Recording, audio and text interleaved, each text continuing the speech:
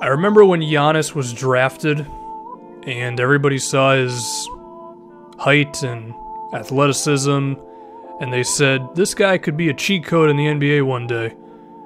And it's beginning to happen. The dude went to a next level this season. Some people say he was one of the 10 best players in the league. And the scary thing is, I don't think the dude's anywhere close to his ceiling right now. For a few different reasons. I mean, his ability this season to just, like, beat guys off the dribble and get his point guard impersonation on, even though the dude's like 6'10", 6'11", it's pretty damn ridiculous, man. Also his rebounding, his defense, all that stuff. And can he and the Milwaukee Bucks take another step this season? That's what we're going to be talking about in today's video. I think they have a few questions they have to answer, as well as some other young guys besides Giannis, who they're going to have to pay a lot of attention to. But if we can just focus on him for a little bit more. I mean, this season he averaged like 5.5 assists. I wouldn't be surprised if he gets to like 7 or 8 when he's really in his prime. He has to work on his shooting, because he's not a threat from outside at all right now. He's shown a little bit of comfort in taking like a pull-up mid-range, and even then it's like in the half court and it has to be like perfect. Once he's really a threat from three-point land, and just, you know, someone that you have to worry about at all times, then he's really going to be a big deal, and he already is a huge deal. But I think the next question is, who's going to be the second star behind Giannis? I like Khris Middleton a lot. He's a really good three-point shooter. He's shown an ability to post up at times. It's not a thing you go to like all the time, but he can still do it. And he's a nice defensive player as well. He can switch and all that good stuff. I don't think Khris Middleton's a star, though. I think he's just a really valuable, like, 15-point scorer. And he's someone who every single NBA team would love to have, but I don't think he can really step up and become Giannis's number 2 guy. Jabari Parker, on the other hand, was showing that scoring ability that you need to be a number 2 guy before he got injured this season. I just hope he's good, man. I mean, 2 significant lower body injuries now. I hope this isn't another Derrick Rose situation where he comes back and he's just not the same guy. I mean, to be fair, Jabari was never killing people with his athleticism anyway.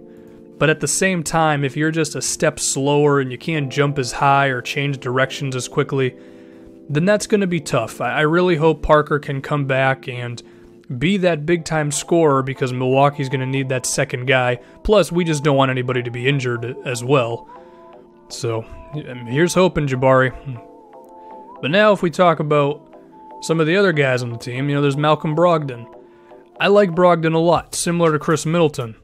Dude showed some nice defense, and offensively, he took over the starting point guard job towards the end of the season, and I would say he's definitely more valuable than Dellavedova, because he's just way better of an offensive player, and his percentages from the field as well as from 3 are great, and he's on like a super affordable contract. Brogdon's just a really nice piece to a team. Do I think he's a star player? No, I think he's already kind of close to his limit, because, what is he, 24 years old? I think he'll be an awesome piece for them for a long time, and probably the starting shooting guard, or point guard I should say.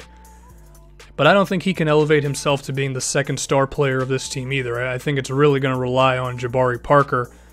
And at that point, you're just hoping that the injury isn't too significant for him. But still, Brogdon at the point, Khris Middleton at the shooting guard position with Giannis, and hopefully a healthy Jabari. That's pretty damn good. Also Tony Snell, who I think should be their top priority to re-sign this free agency. They traded Michael Carter-Williams for him, and Snell really was never that great with the Bulls. He shows up in Milwaukee and suddenly he's an effective two-way role player. A dude who can defend, I would say, both wing positions, and then his three-point shooting was really good this season. So he's just an awesome low-usage player that they should definitely keep around, but I would imagine some other team would want him as well. But now a big question is Greg Monroe. He's got a $17 million player option. He's the slow-footed back-to-the-basket center that a lot of teams don't want anymore. It's going to be interesting to see if he goes out into the open market what he is going to get paid. because I think we're officially at that point now where everyone realizes just how much a guy like Monroe has declined in terms of value. I don't know. I mean, I think he's going to accept it, which does hinder some of the things they can do, but they just have to kind of deal with Monroe for right now. But now I want to talk about Thawne Maker, because he's a really interesting player. As a center, he showed a real ability of shooting three-pointers this season. He had shot like 38% from out there.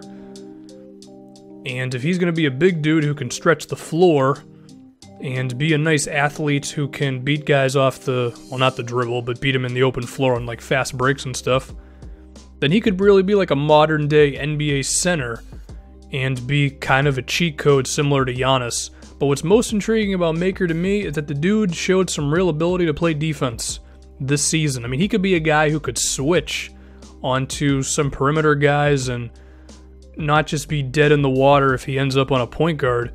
And if that's the case, then this Milwaukee team has quite a ceiling defensively. I mean, if you're looking at a potential team of like Brogdon, Middleton, Giannis, Thawne Maker, Tony Snell, Dellavedova, hopefully Jabari Parker, if he can get back and become a real defensive player, that could be a really hectic defensive team that is quick and agile and can switch multiple positions.